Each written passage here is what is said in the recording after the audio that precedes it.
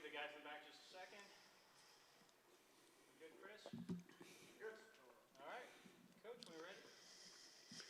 All right, good day's work. Good day's work. I'm really pleased with the players' approach today in particular. A lot more crisper than yesterday. I think we're making progress relative to how to practice, how to prepare. Just talking to the team, there's no better feeling than being well prepared, and then an opportunity presents itself on game day, and you're in position. You did what was required. You know what to do, how to do it, why we're doing it that way, and you come through for the team and you do your job for the team. There's no better feeling in this game than trying to be a dependable, accountable, loyal teammate, doing the work the right way and being in position and doing your job on game day. So you don't know when that opportunity is going to present itself. It can be any of the players out there. So making sure you make the most of each opportunity between now and each game day is critical, and certainly our players are making progress in regards to that. So what questions we got? We'll open with Nick. Do you feel like you've had a better week of practice this week than previous weeks? Because I think you said before Missouri you also had a strong week. I think today's practice was good.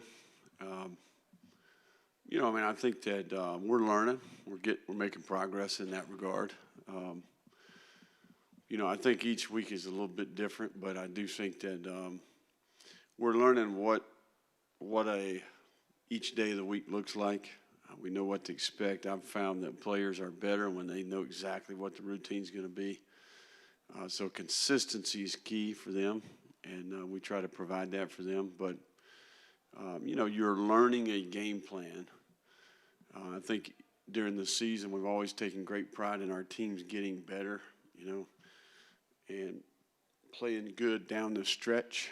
And certainly we're kind of on the back half here. So our focus is on detailing up this specific game plan. That's what we're trying to do. What specific difficulties does Jaden Daniels give the defense? He's their leading rusher as a quarterback. Yeah, just that. I think that's the number one concern. The guy has arm talent. He can throw any throw in the book.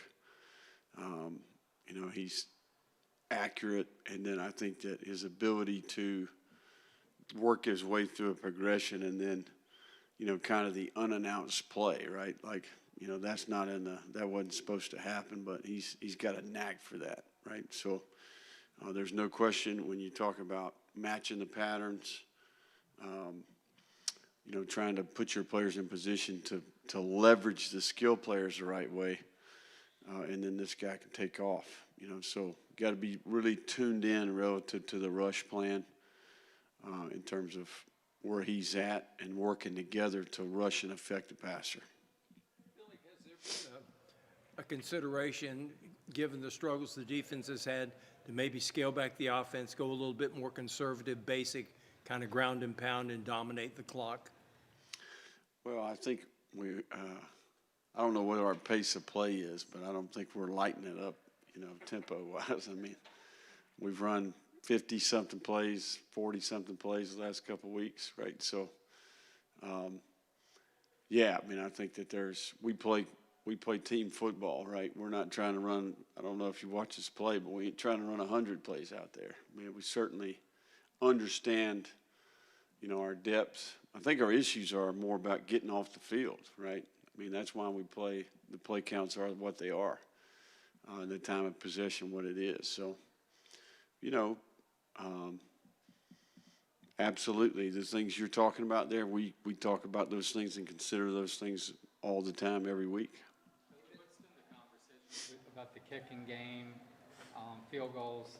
I know those weren't chip shots that were missed the last couple of weeks, but yeah, points you kind of need in the close games. Yeah, no, I think they're all, they're all outside of the 40. They're all deep. I think it just basically you need to adjust your strategy.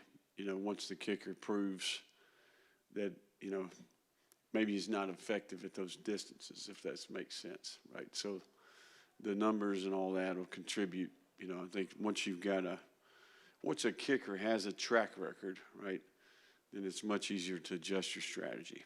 But I think it's a really good thought process there and a good question. Is there an option where you have Trey kick longer? We haven't seen him kick much in practice, but could you have one kicker for 40 and in and one for 40 and out? Potentially. I think we're still evaluating all that. You know, I mean, Adam is right now he's the best place kicker and Trey's the best kickoff guy. You know, and that's the way we'll operate, and we'll let you know if we change anything. We have confidence in Adam, 100% confidence. How do you feel about your return units now coming off, that game against Missouri where you finally popped the big one, and do you sense maybe confidence there in practice, or how do you feel about that? Yeah, no, I mean, I think reality is, and you guys know this, I mean, the kickoff return game at this level, I mean, in our league, I think it's like 15% return rate, kickable, so we were fortunate early in the year that we played some teams that kicked us returnable balls, and we made decisions to be aggressive and try to return them, but we weren't very good at it, right? So I think the better the kicker is, and you've got a set of rules that you're asking your returner to follow each week. I mean, it's just part of the game. Now, punt return is where you can make money, right? I mean, that's where the specialist play is really important. Team speed's important. So I think that, what I think about is time allocation, right? I mean, like what's worth spending time on. Does that make sense? So those are the types of conversations that we're having. I think you guys, all those are really good questions. Regarding general defensive philosophy, has the onslaught of these mobile quarterbacks, does it affect whether you call man in the secondary? Because they can run it off? Yeah, I mean, I think that absolutely does. And in today's era, I mean, heck, it seems like to me they're all athletes. I mean, I think we're just headed in that direction. I know we certainly want an athlete.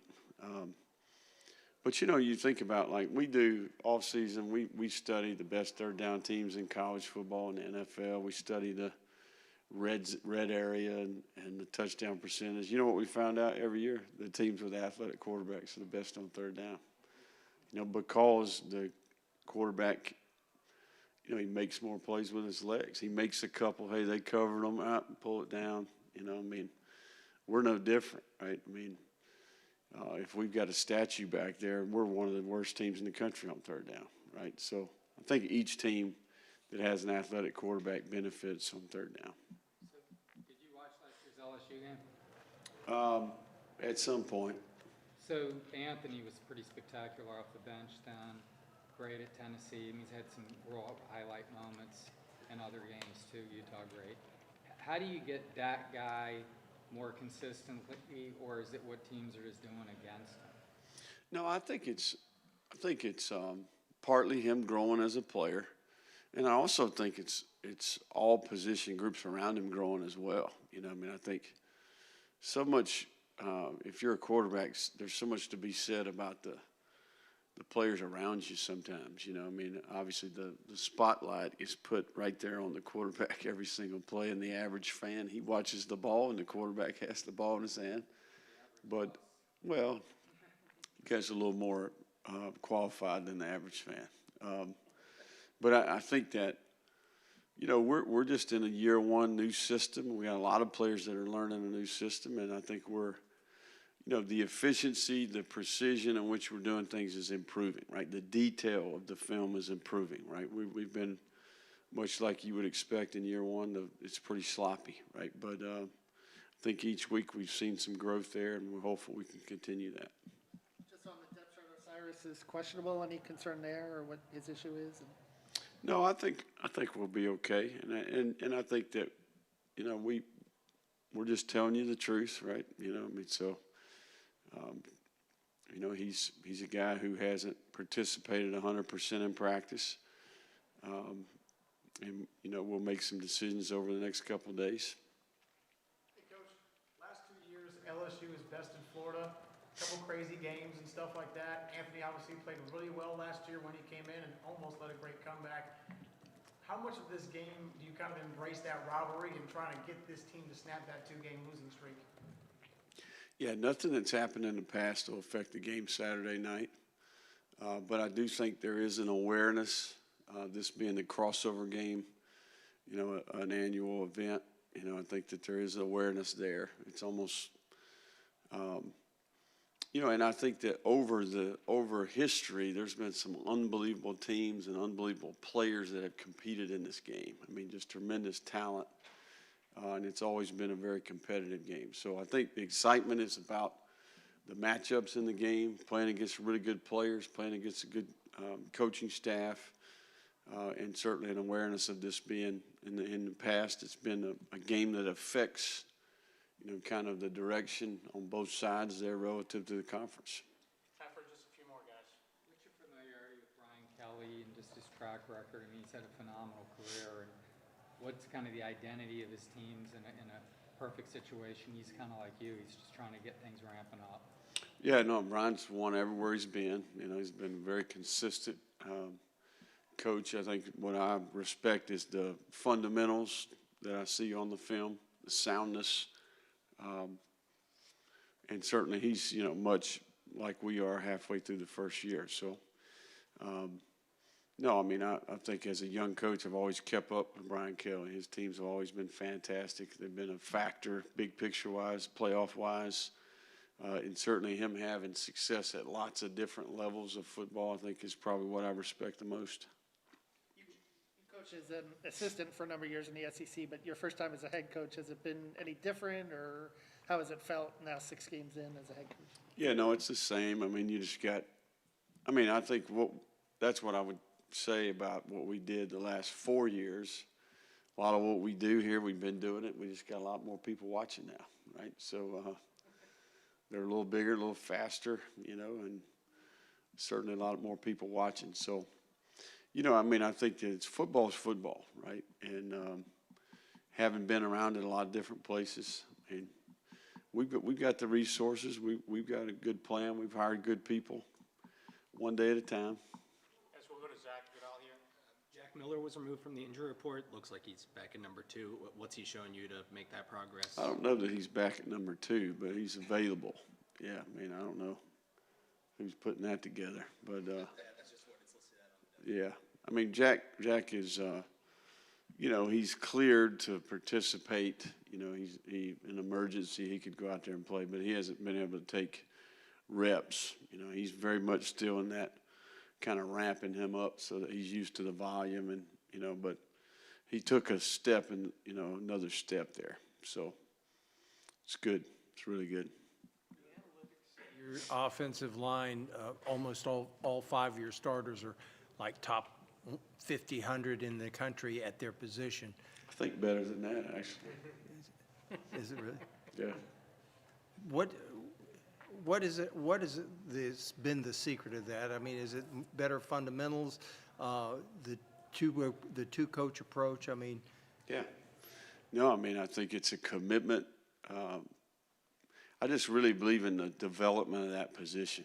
You know, people don't realize the amount of time and effort and energy that's put into developing players at that position.